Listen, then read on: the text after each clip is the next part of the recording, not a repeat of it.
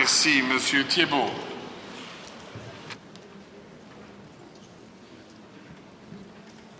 Monsieur le Président, chers collègues, Monsieur le Secrétaire d'État, en octobre dernier, nous avons eu une réunion de la sous-commission nucléaire dont je suis membre et nous avons entendu les responsables de Belgoprocess, d'Electrabel, de l'Agence fédérale du contrôle nucléaire et de l'ANDRAF au sujet des fameuses fuites de ces fûts de déchets radioactifs qui étaient entreposés sur le site de Belgoprocess à Dessel. Alors, ce jour-là, je trouve qu'on a eu des explications très claires qui démontraient d'une très bonne maîtrise de la part des intervenants du dossier. Et en clair, on nous expliquait qu'on avait constaté une substance gélatineuse qui sortait des fûts et cette substance serait le résultat d'une réaction chimique entre les déchets nucléaires et les graviers utilisés pour le béton, utilisés pour les fûts. Alors, je dirais qu'on était ressorti de cette réunion assez rassuré, mais malheureusement, hier, comme mon collègue vient de le rappeler, un cadre de la centrale nucléaire de Doel a annoncé dans la presse qu'il y aurait beaucoup plus de fûts défectueux qu'on nous l'aurait dit au départ.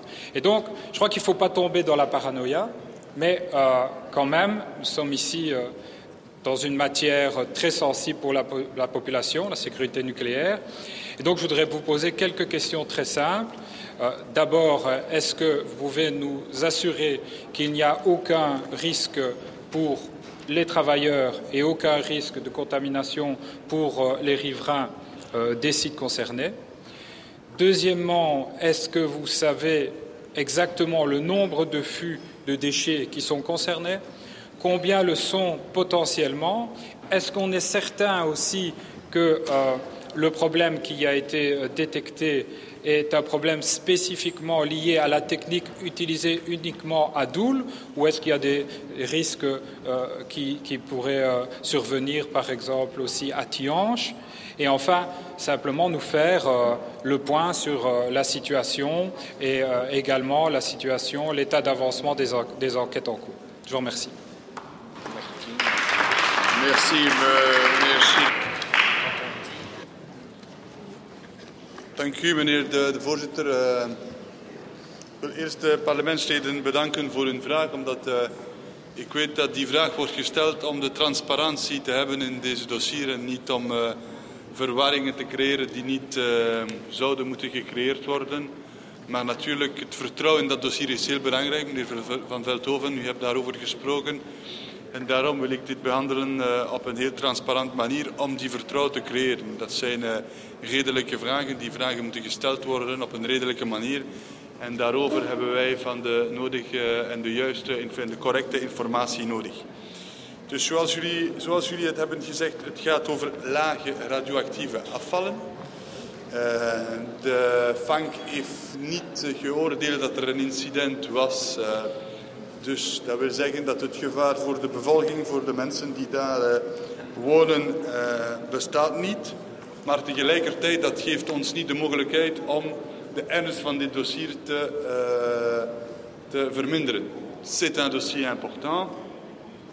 Et là, pour répondre très clairement aux questions concrètes qui ont été posées, donc tous les colis, je rappelle que ce sont des campagnes, donc après une utilisation, il y a une campagne est composée d'un certain nombre de colis. Et aujourd'hui, c'est l'ensemble de ces colis, ça veut dire que les chiffres semblent importants, hein, on est environ à 9000 colis qui sont pour le moment regardés, qui sont analysés, et ce sont tous des colis qui viennent de la centrale de Doel essentiellement, donc meneer Van Veldhoven, het komt alleen maar van de kerncentrale van Doel, maar ook enkele van de proefreactoren van de SCK. Mais là, c'est 114 colis, donc c'est beaucoup moins, mais enfin, c'est de là que ça vient. Il n'y a eu aucune anomalie vérifiée sur des colis venant de Tihange en tant que tel. Et ce n'est pas anormal, étant donné que la technique a été différente, donc ce n'est pas anormal.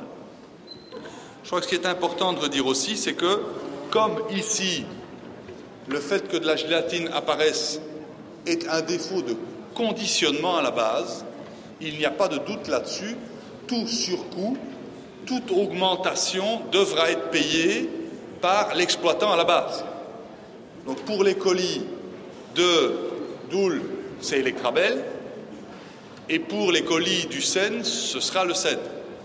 Donc c'est l'exploitant à la base, celui qui a conditionné, qui sera redevable et qui devra payer l'ensemble des coûts supplémentaires que l'ONDRAF devrait, le cas échéant,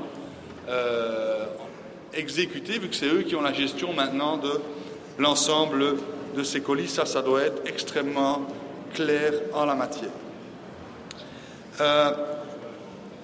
Je voudrais peut-être aussi vous informer que dans ce dossier, le 21 octobre dernier, dus de 21 oktober 2013, heb ik een brief geschreven aan NIRAS met mijn collega Johan van der Anot om verschillende taken te vragen aan de ONDRAF, aan de NIRAS, en om verschillende ook elementen te doen. Et donc, il y a un conseil d'administration demain auprès de l'ONDRAF. Et donc, je suppose que sur cette base-là, on aura les informations en la matière de la manière la plus transparente possible.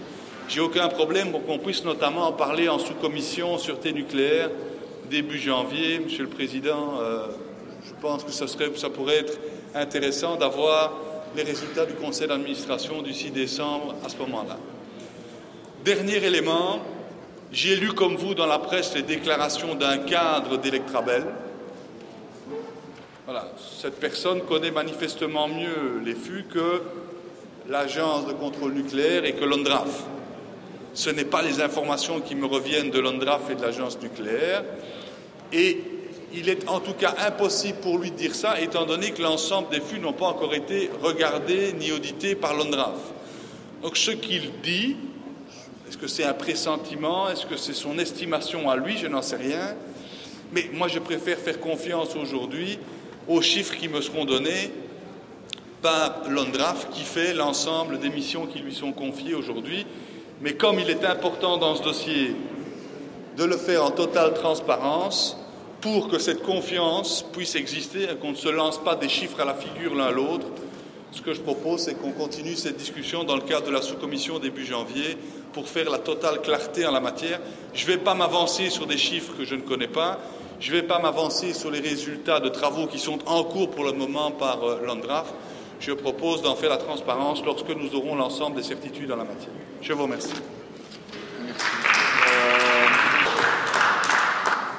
Merci au secrétaire d'État pour sa réponse bien détaillée. Je crois qu'il faudrait garder vraiment un œil sur ce dossier, demander, vraiment exiger un maximum de transparence et de communication.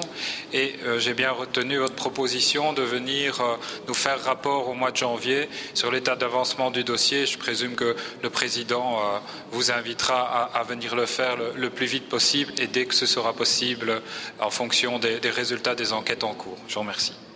Merci, le Président de la sous-commission. Merci beaucoup, Monsieur le Président.